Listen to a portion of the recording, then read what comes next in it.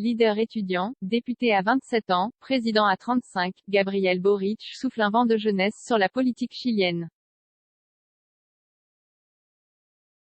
Depuis les bancs de l'université de droit à Santiago, ce millénial à la barbe épaisse aspire à transformer radicalement son pays. Si le Chili a été le berceau du néolibéralisme en Amérique latine, il sera aussi son tombeau, avait-il déclaré lors de sa proclamation de candidature. Depuis, le ton s'est modéré, et souhaite dorénavant vouloir instaurer au Chili, quelque chose qui, en Europe, paraît assez évident, garantir un État-providence afin que chacun ait les mêmes droits, quel que soit l'argent qu'il a dans son portefeuille. Un modèle économique établi sous la dictature. Gabriel Boric a construit sa critique de la démocratie dans laquelle il a grandi et qui a perpétué un modèle économique établi sous la dictature d'Augusto Pinochet, 1973 à 1990, faisant du Chili le pays le plus inégalitaire de l'OCDE, avec une classe moyenne endettée pour pouvoir payer les frais d'éducation, de santé et une retraite privée.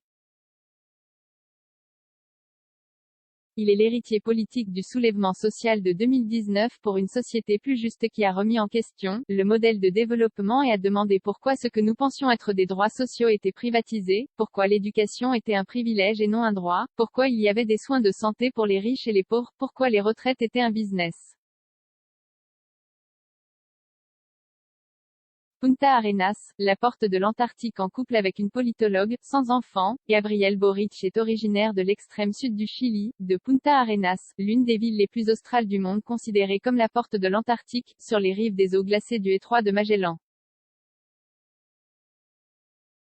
Il a grandi aux côtés de ses deux frères cadets dans une famille sympathisante des partis socialistes et démocrates chrétiens, et a étudié à la British School de sa ville avant de rejoindre l'université de Santiago, où il n'a pas fini son cursus diplômant. Son père, Luis Boric, un ancien ingénieur chimiste de 75 ans, raconte que son fils a commencé à forger ses idéaux politiques dès son plus jeune âge avec les messages « Soyons réalistes, exigeons l'impossible » ou « La raison fait la force » peints sur le mur de sa chambre.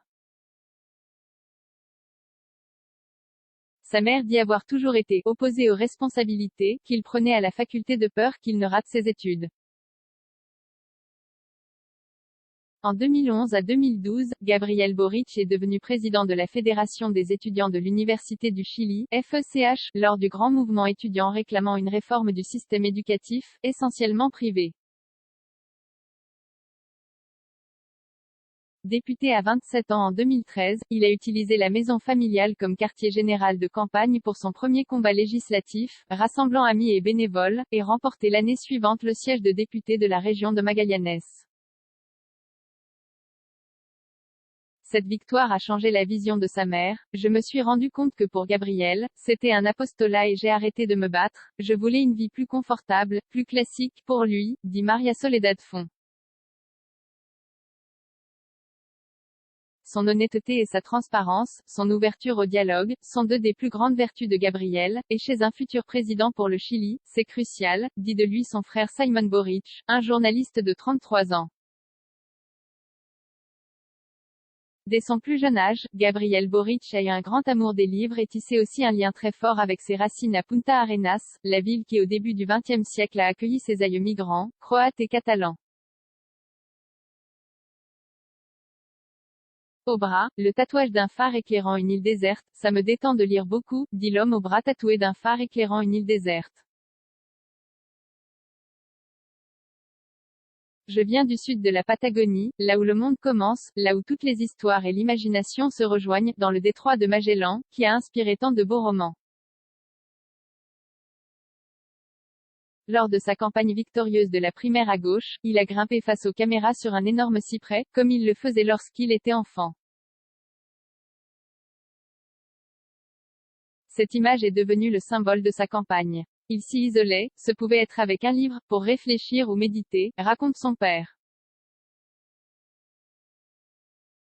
0 commentaire 0 partage, partagé sur Messenger, partagé sur Facebook, partagé sur Twitter, partagé sur Flipboard, partagé sur Pinterest, partagé sur LinkedIn, envoyé par mail, sauvegarder une faute, imprimé.